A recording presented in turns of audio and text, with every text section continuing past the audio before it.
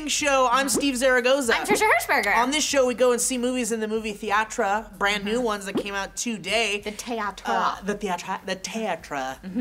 And if you don't want to go out to the movie theaters and see movies that are brand new, you can always stay home and watch movies on Netflix by going to netflix.com/SourceFed. Boom. Get a whole month of free streaming movies. You can join us on our movie club show where we talk about movies that are older. But awesome. Yes. Older, yet awesome. It's true. And Trisha, today we saw a movie that was absolutely just a joygasm of happiness and love and just cinema and beauty and acting. It's called the Grand Budapest Hotel. Spoiler alert, Steve loved it. Yeah, that's my quickie review. That's I your did my quickie quickie review? review before I even told you what the movie is. It's an explosion of love and joy and a celebration of life and story and characters and music.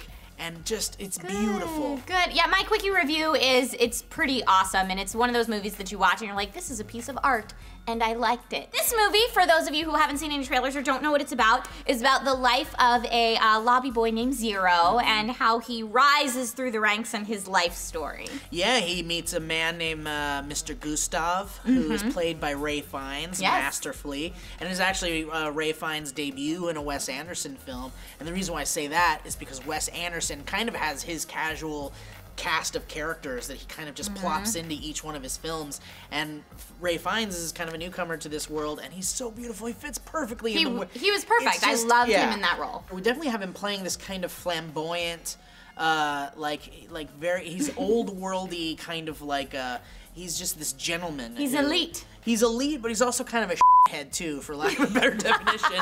But we won't spoil anything for you. But you guys know I love my movies so much, and I love Wes Anderson. He's definitely one of my top 5 favorite directors of all time. Norg, you get the out of here with your bullshit, huh? He's doing the jerk-off motion when I said he was one of my top 5 favorite directors. I love you, Nork. But that's because he's too afraid of his masculinity and his heterosexuality to explore the ideas of pure happiness in cinema form. But no, it must be said that because I'm such a big movie nerd, it's really tough for me to hear a director I love is releasing a movie and to go into this with not seeing a trailer, I'm sure. not seeing any photos, trying my very best to stay away from all my favorite movie So did websites. you do that, or did you I did stalk that. it? Trailers are just a way to draw people into the theater via marketing from the So studio. if you already know it's a film you want to see, you don't need the trailers. Right, and it's the first time I've ever done it, and I loved it. I loved it. I'm now addicted to the challenge of seeing a movie. That's gonna be really hard for I you. know, especially since, I mean... Says the guy who sits at his office desk all day and goes, oh, this new trailer just released, come watch it! I know, but I feel like with movies like Guardians of the Galaxy and like Godzilla, I feel, for some reason, I have a different approach to movies like that. With Wes Anderson movies, they are actually just little Christmas gifts that are just, I want to unwrap them and experience it all at once because I don't want to spoil the feeling of joy. They have a really solid line at the beginning of the film that I can't remember verbatim, so I don't want to misquote it. That's about telling a story and about writing a story in general and writers themselves. And that carries you through the entire film, and it's just done very beautifully. Yeah, it's kind of told through the perspective of a writer who had life experiences and met many people along the way, and it kind of, and the tone of the movie is set right away when it is that line, not verbatim, but it's basically like writers don't just have stories in their head. They're not just born with stories and they're just constantly writing stories. Writers are also experiencing life, basically, and that's kind of what. And the story of the Grand Budapest Hotel is kind of like a book within a movie. Yeah, it's not even his story. It's he's retelling someone else's story, and because of that, they're able to have all these fantastical elements in the story because it's the way that it's being remembered and passed down. So certain things in the film are not realistic, and I love that because they're exaggerated when they need to be to tell the story appropriately. It's very reminiscent of something like Moulin Rouge to me, where there are fantastical elements, but that's because it's the way it's remembered. One of the most important things to me personally about a movie, more so than great special effects and great acting and great music and all that, is a good story. And that's exactly what this is. It's a good story. The use of color and the cinematography in this film blew me away. Yeah. Like I would have to say, almost to the point where it took me out of the story a little bit, almost every other shot, I thought, oh, that was such a neat shot, or oh my god, what a cool use of color. And this was my first Wes Anderson film, which I know is absolutely crazy. I've seen pieces of Royal Tenenbaums, like on an airplane or something, but not in a situation where I could actually sit down and take in the movie. So I know Steve was very excited going into this, and I wanted to see it, mostly because Steve, his enthusiasm rubs off about things. But yeah, it just blew me away. It visually stunning. I'm a very positive person, and I know.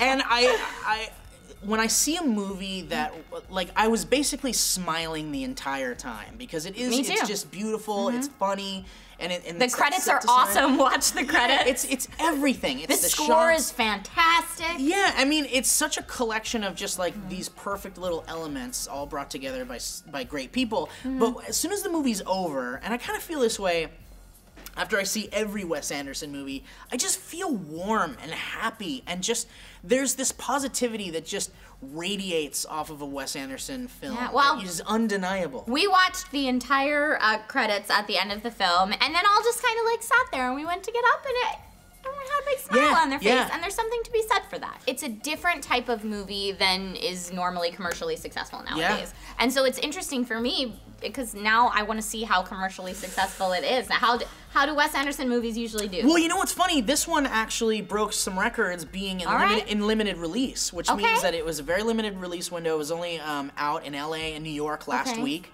And it broke records, which is great. Great news, because he still kind of is a slight underdog in the film world, but he does have he has a unique following, a cult following. People love him, and I think maybe his most I love him, and I know what you're thinking. You're like, oh man, you fucking hipster, this Wes Anderson is all dudes like, why don't you drink your Pabst Blue Ribbon and listen to a vinyl record or something? But it's like, it's not even about like how it feels artsy, or it's like, oh, there's this higher It's just beautiful. It's just beautiful. It's like looking at a painting. Yeah, you don't have to be artsy fartsy to enjoy this movie. I thought everything in this movie was spectacular.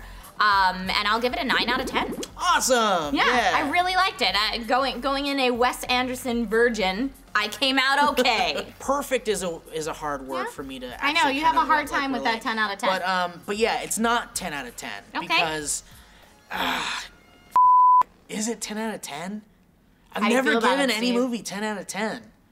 But I've also never, I felt so happy, and I like when my emotions are overcome to the point where like I just smile and I can't stop smiling. 10 out of 10. Wow! That's so exciting! He never does that! I'm so proud of you, Steve! I loved it. I loved it. I'm excited for all of you who will get to go out to the theaters and see this movie, Steve's first 10 out of 10 ever. Yeah. And we're not the only ones who got a chance to see this film. On IMDb right now, it has an 8.4 out of 10. Not bad. Not bad. And on Rotten Tomatoes, critics gave it 91%. General audience gave it 92%. That's awesome. Great job, Wes Anderson. Thank you guys so much for watching. And if you want to watch more shows like this, you can click like and subscribe to the channel, and you will be notified via email or maybe a bird. So if you don't have a chance to get to the theaters this weekend, you can always watch other movies on Netflix. Go to netflix.com/SourceFed and get a free month of instant streaming from us. Yeah. We'll gift wrap it. My name's Trisha. And I'm Steve Zaragoza. Oh. I'm so glad we got to see this film today. Me too, Trisha, and I'm glad we broke your Wes Anderson cherry. I'm glad too. It wasn't a mess either. Oh no. Hey, there's also an annotation here you could click on with other things. Like, look at that. Remember Whoa! That's amazing! Look at that! What? What? Oh, that's just weird. I never watched that. Okay, yeah. I'm gonna click on it later. Yeah, we'll watch that later. Yeah. Sounds good. I'm gonna watch it alone because I don't want to watch it with you. That's fine.